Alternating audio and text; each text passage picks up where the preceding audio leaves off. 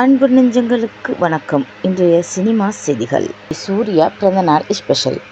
திரைப்படங்களைப் போலவே சுவாரஸ்யமான திரைப்பணத்தை கொண்ட கலைஞன், இயக்குனராகவும் நடிகராகவும் மக்களை கவர்ந்தவர்களின் ஒருவரான எஸ்.ஜே. சூர்யா இன்று ஜூலை 20 தன்னுடைய பிறந்தநாளை கொண்டாடுகிறார்.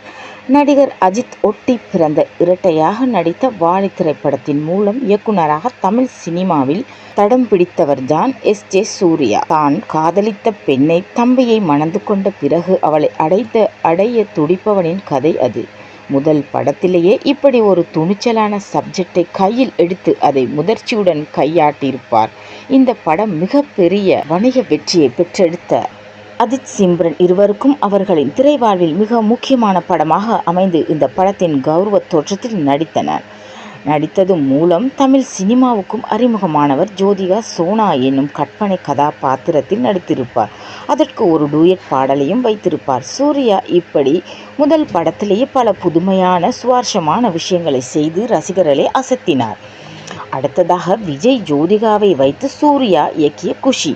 அவருக்கு தெலுங்கு, இந்தி திரையுலங்களில் கதவுகளை திறந்து வைத்த காதலர்களுக்கிடையான ஈகோவை, அதனால் ஏற்படும் பிரிவை, ஈகோவை, காதல் செல்வத்தை அழகாக சுவாரஸ்யகரமாக காட்சிப்படுத்தி குஷி தமிழ் மிகப்பெரிய வெற்றி பெற்றது. தெலுங்கிலும் இந்தியிலும் மறு ஆக்க செய்யப்பட்டது. 3 மொழிகளும் சூர்யாவே இயக்குனர். தன்னுடைய அடுத்த படத்தை ஒரே நேரத்தில் தமிழ், தெலுங்கு 2 மொழிகளையும் இயக்கினார் சூர்யா.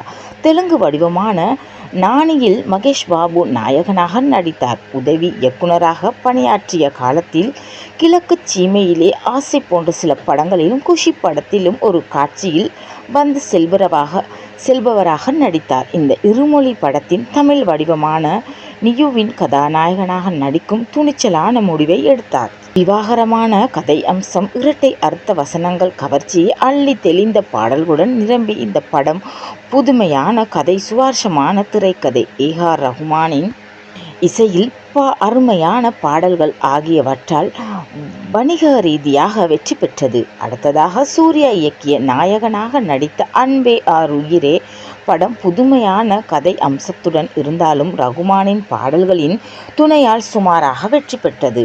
இதையடுத்து மற்ற இயக்குனர்களிடம் படங்களின் நாயகனாக நடிப்பதில் கவனம் செலுத்தினார். கல்வனின் காதலி, திருமகன், வியாபாரி, நியூட்டனின் 3ஆம் விதி என அவர் அப்படி நடித்த எந்த படமும் இதுவரை வெற்றி பெறவில்லை. 2010 பவன் கல்யாணை நாயகனாக வைத்து சூர்யா இயக்கிய தெலுங்கு திரைப்படமான புலி படுந்தோல்வியை சந்தித்தது.